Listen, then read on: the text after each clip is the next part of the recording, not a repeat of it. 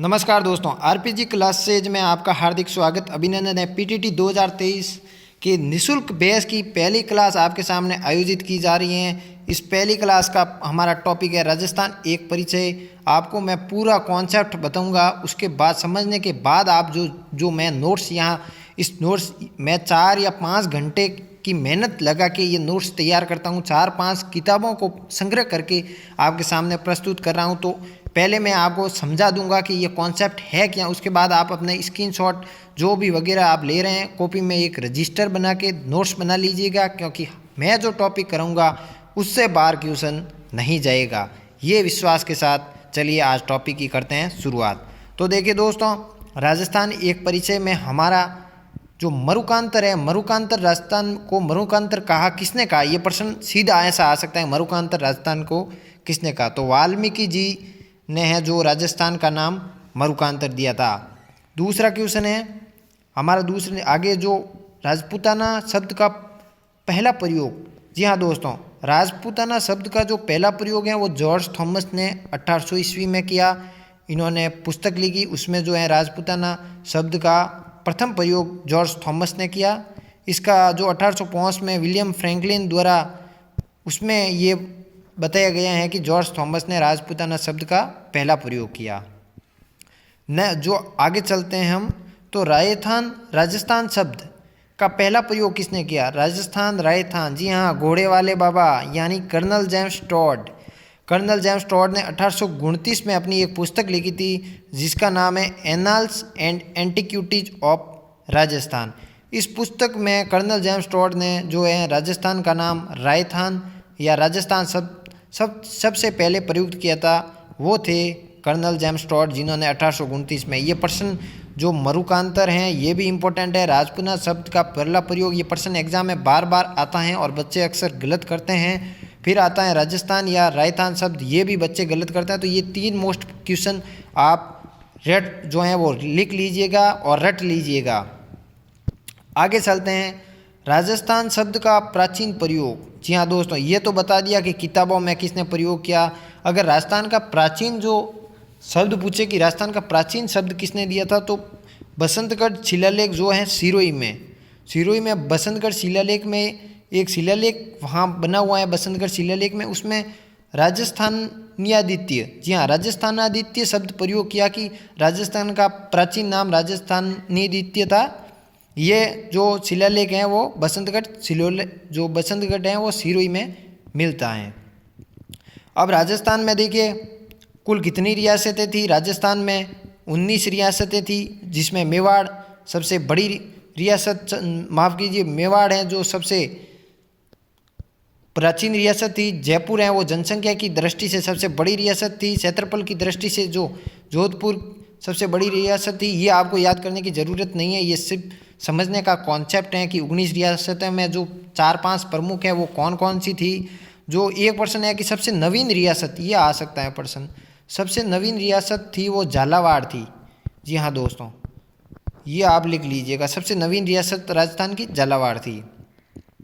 इसमें देखिए 3 ठिकाने थे, एक केंद्र शासित प्रदेश था, एक केंद्र शासित प्रदेश अजमेर मेरवाड़ा था। 3 ठिकाने कौन कौन से थे, ये ट्रिक कह देखिए दोस्तों, ये ट्रिक याद कर दीजिए। अगर आपको कभी भी भविष्य में पूछे कि 3 ठिकाने कौन कौन से थे, तो आप सीधा ये बोल दीजिए कि नकुल। अब ये कहेंगे कि नकुल क्या है, तो नकुल देखिए, न से तो हो गया नीमराना जो कि हैं अलवर में, कु से हो गया कुशलगढ़ जो कि हैं बांसवाड़ा में, और ल से हो गया लावा, यानी लावा कहाँ है, टोंक में। तो आपको कभी भी 3 ठिकाने पूछे तो आप सीधा बोल दीजिएगा मुंह पे कि नकुल यानी न से नीमराना, कु से कुशलगढ़ और ल से लावा जो कि हैं टोंक में। अब बात करते हैं राजस्थान वर्तमान स्वरूप में।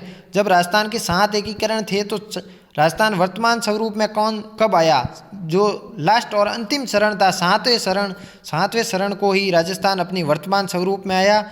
उसकी दिनांक याद रख लीजिएगा, 1 नवंबर 1956 को जो है राजस्थान अपने वर्तमान स्वरूप में आया। ये आप याद रख लीजिएगा, क्योंकि ये एग्ज़ाम में आने वाला क्वेश्चन है और आता है अक्सर। अब देखिए राजस्थान की प्रमुख इकाइयों में के जो प्रचलित नाम हैं, जैसे कि जांगल प्रदेश पहले किसको कहा जाता है, बीकानेर को कहा जाता था जांगल प्रदेश। युदय जो है वो हनुमानगढ़ और गंगानगर का क्षेत्र मिलकर जो है वो युदय कहलाता था। सूरसेन क्षेत्र भरतपुर, धौलपुर, करौली। इसमें ऐसा क्वेश्चन आ सकता है कि सूरसेन किसको नहीं कहा जा सकता, ये 3 ऑप्शन में आएंगे और चौथा कोई अलग दे दिया जाएगा, तो आप इसका विशेष ध्यान रखें। ये प्रश्न, गिरवा की पहाड़ियाँ कहाँ स्थित हैं? उदयपुर में जो है वो गिरवा की पहाड़ियाँ स्थित हैं। अहिछत्रपुर किसे कहा जाता है? अहिछत्रपुर नागौर को कहा जाता है। नागौर का प्राचीन नाम है अहिछत्रपुर। और शेखावटी, सीकर, चूरू, झुंझुनू को शेखावटी क्षेत्र कहा जाता है। सीकर भी आता है, चूरू भी आ जाता है और झुंझुनू भी आ जाता है। ये क्षेत्र मिलकर शेखावटी कहलाते हैं। और मांड, वल्लभ या वल जो प्राचीन नाम है वो हैं जैसलमेर के प्राचीन नाम वल, मांड या वल्लभ देश हैं।